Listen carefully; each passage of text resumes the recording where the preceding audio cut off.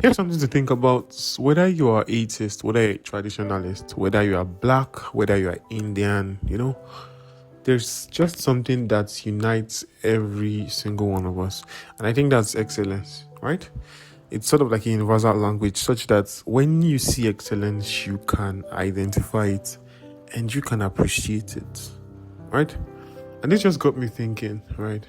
There's a lot of things that, Christians might create that other people ignore because they have a notion about the things that Christians create.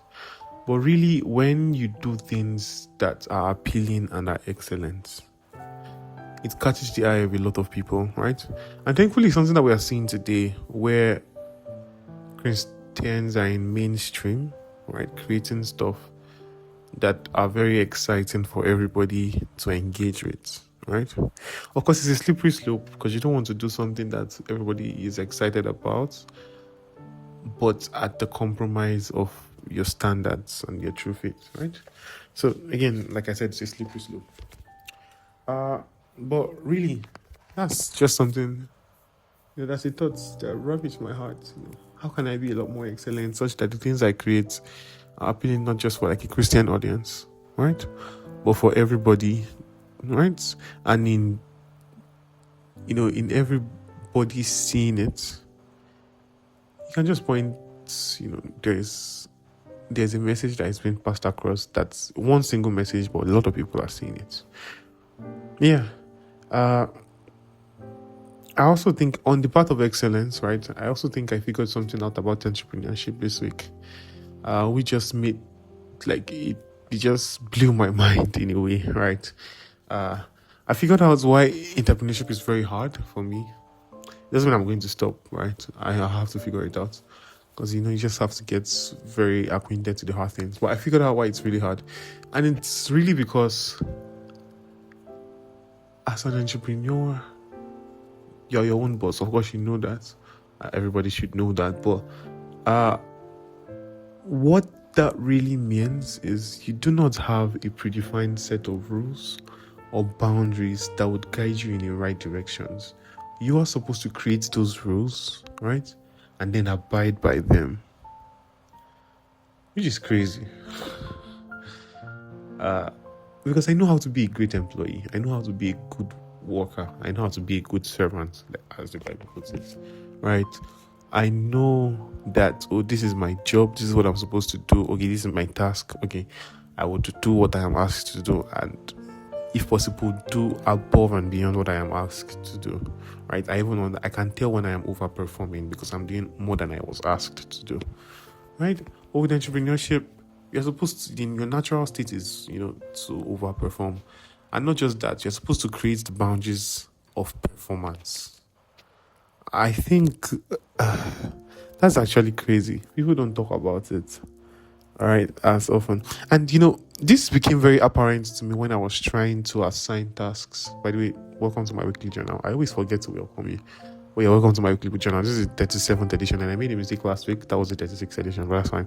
So, again, just so I don't lose my thoughts, this is something that typically always comes up with the volunteers on Cloud of Worship, right?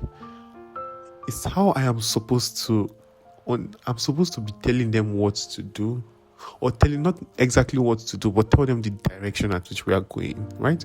I'm supposed to create goals that are not too big, also not too small, right?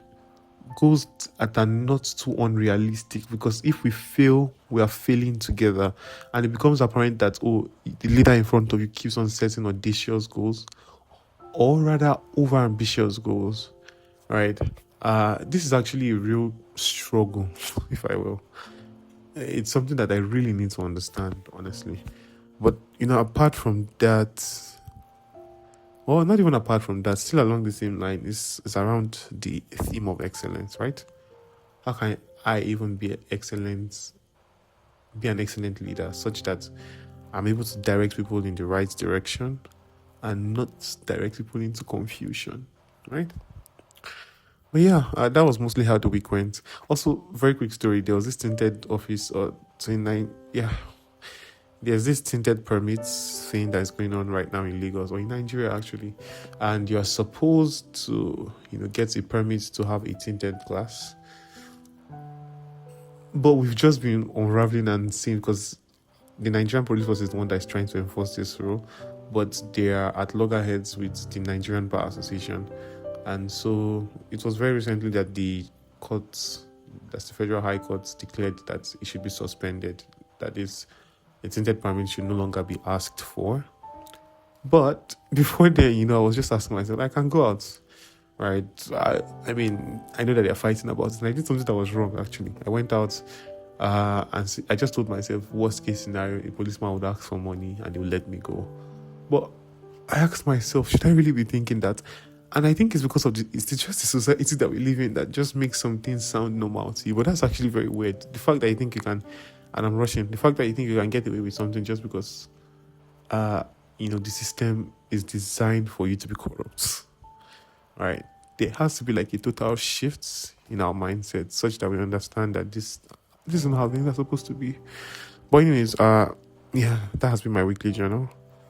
I hope my voice was not too quick. But yeah, thank you so much for listening, and I'll see you next week. Bye.